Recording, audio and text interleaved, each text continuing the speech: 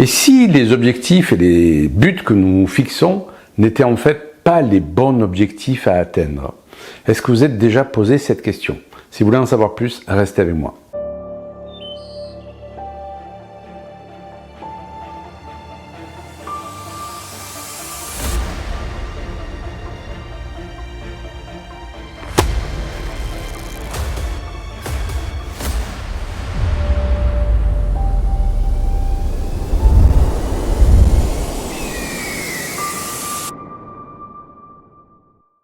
Bonjour, je suis heureux de vous retrouver pour cette nouvelle vidéo. Si c'est la première fois que vous arrivez sur ma chaîne, n'hésitez pas à vous abonner, à cliquer sur le pouce, sur la cloche. Je suis Yannick Vérité, créateur de la bioénergie quantique, et j'aide les hommes et les femmes à trouver une vie plus riche de sens à travers mes vidéos, mes formations, mes accompagnements. J'avais envie aujourd'hui dans cette vidéo d'aborder cette notion d'objectif que nous fixons dans notre vie, de but, de rêve, à savoir si c'était vraiment eh bien, je dirais les objectifs que nous voulons travailler profondément. Je m'explique. Nous posons des objectifs consciemment, à savoir que nous voulons avoir une meilleure situation financière peut-être, ou aller dans un autre pays, ou trouver l'élu de notre cœur. Ça, ce sont des objectifs que notre conscient pose. Et pour autant, il est une partie en nous, il existe une partie en nous que l'on peut nommer le subconscient ou l'inconscient, comme vous voulez. Alors là, tous ceux qui sont versés sur la psychanalyse vont dire oui, mais il y a une différence, etc. Il y a une partie, en tout cas plus profonde chez nous, qui aspire à d'autres objectifs que ceux que nous fixons, la plupart du temps, consciemment. Et c'est important de savoir que quand nous fixons un objectif bien consciemment, il y a une partie de notre cerveau qui va vouloir travailler dessus. Sauf que si c'est cette partie plus profonde, ce subconscient qui fixe cet objectif, eh bien là, nous allons avoir beaucoup plus d'énergie pour pouvoir travailler dessus.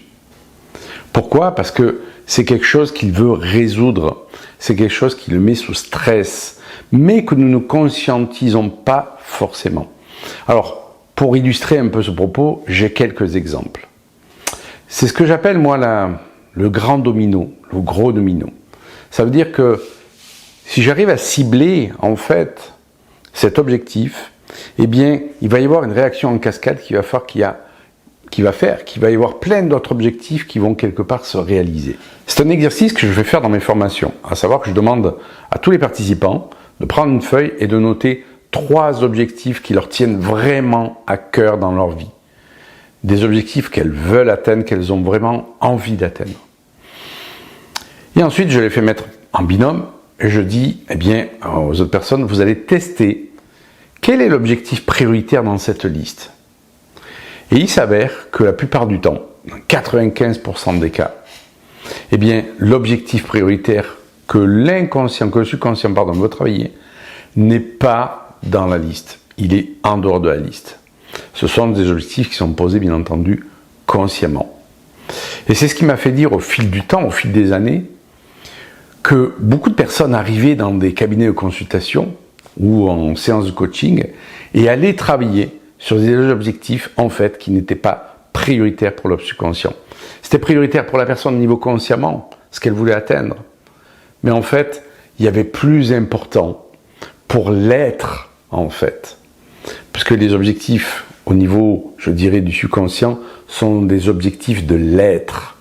Et la plupart du temps, quand on pose des objectifs je dirais, au niveau conscient, c'est plus des objectifs dans l'avoir. Alors, je vous ai préparé quelques exemples qui sont issus de la formation cette semaine. C'est du tout frais. Je vais vous illustrer ce propos. Donc, c'est un premier participant qui a marqué comme objectif 1. Rencontrer un partenaire de vie. Je sais qu'il y a beaucoup de personnes qui vont se reconnaître là-dedans. 2. Se remettre en forme et perdre des kilos. 3. Acquérir l'indépendance financière. Alors, ce ne sont pas des objectifs, ce sont des idées qui ont été posées parce que les objectifs doivent être plus clairs, plus précis, temporels, etc. Bien entendu. Là, on est sur des idées. On veut savoir, en fait, s'il n'y a pas une idée ou un thème sur lequel, en fait, le cerveau voudrait travailler, autre que ceux qui ont été posés sur la feuille. Et en fait, comme je l'ai dit, il est testé par plusieurs personnes, ces objectifs, du moins ces idées, d'accord, qui vont donner lieu ensuite à des objectifs plus précis, plus posés, temporels, etc. Et il s'avère que ce qui était derrière, c'était en fait le vrai, entre guillemets, objectif, c'était de pouvoir apprécier le plaisir dans la vie, de laisser rentrer le plaisir dans la vie et non pas les obligations, etc., le devoir. Et donc, en ayant canalisé cet objectif, on demande à la personne si ça lui parle. Et là, elle dit, mais bien sûr que ça me parle. Mais c'est vrai que je n'ai pas pensé à le mettre parce que c'est tellement habituel chez moi qu'en fait, eh bien, je ne m'en rends même plus compte, j'en fais même plus cas. Deuxième exemple que j'ai à vous proposer, c'est sur une autre personne, c'était améliorer l'apprentissage et la mémorisation. Deuxièmement, aller au bout des choses sans se décourager tout le temps. Parce que cette personne perd facilement la motivation. Troisièmement, prendre confiance en elle. On le retrouve tellement cet objectif, prendre confiance en soi, alors que ce n'est pas un objectif, ce n'est pas un thème de travail. Et en fait, aucun des objectifs en testant, du moins des idées en testant, n'est ressorti. Après canalisation, ce qui est ressorti, c'était incarner son masculin. Et là, j'ai demandé à cette personne, ça te parle ça? Ben ouais, ça me parle, bien sûr ça me parle. Je ne l'ai pas mis parce qu'en fait, pareil, je ne l'ai pas conscientisé, mais mon père était super violent avec moi. Et j'ai vraiment pas envie de devenir l'homme qu'il est devenu. Et de ce fait, ben je n'incarne pas mon masculin, parce qu'incarner mon masculin, c'est prendre le risque de devenir comme mon père. Et en fait, c'est cet objectif, ce gros domino, qui fait que si ça c'est résolu, eh bien, les autres objectifs, on ne sait pas s'ils seront résolus, mais en tout cas, il va avancer sur ces autres objectifs. En fait, pourquoi? Parce que s'il n'incarne pas, en fait, qui doit être, ben, il y a une partie de lui qui n'est pas présente.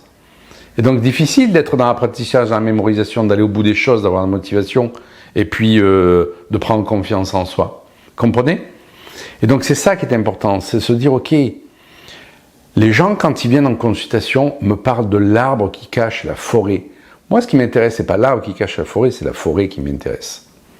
Et donc, j'ai pour habitude, dans mes accompagnements, dans mes mentorats, de prendre en considération la demande de la personne, mais pas de m'y attarder, de me dire, ok, la personne là est en train de me raconter un truc qui, au niveau conscient, effectivement, lui pose problème, mais il y a autre chose derrière. Il y a vraiment autre chose, il y a une forêt derrière cet arbre, c'est quoi? Un troisième exemple.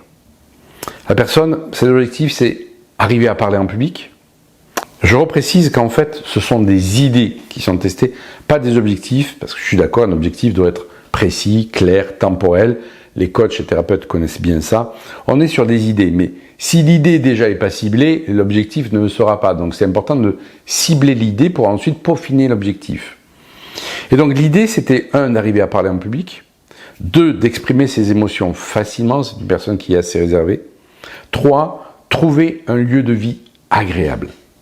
Et là, pareil, en testant, il n'y a aucun objectif qui ne ressort. Alors, on peut le tester comment? Par le test kinésiologique, par le clair ressenti, au pendule, etc. Et en fait, ce qui est ressorti, donc, c'était une idée hors liste, c'était de s'apporter de la douceur et d'arrêter de se mettre la barre si haut. Pourquoi? Parce que les parents demandaient toujours à l'enfant d'être au max, au max, au max. Pourquoi c'est important de faire ça? De tester en fait ce qui en est. Parce qu'en fait, ces idées, ces objectifs, entre guillemets, hors liste, qui ont été testés, sont ceux qui vont le plus mettre en souffrance notre être profond. Et nous passons notre temps à ignorer quelque part cette souffrance de notre être profond pour mettre notre énergie dans des objectifs que notre conscient veut atteindre. Et quand je demande aux participants, est-ce que vous auriez posé ce qu'on vient de trouver par canalisation, ce qui n'était pas dans la liste, est-ce que vous auriez posé cet objectif dans la liste? Eh bien, tous me répondent non.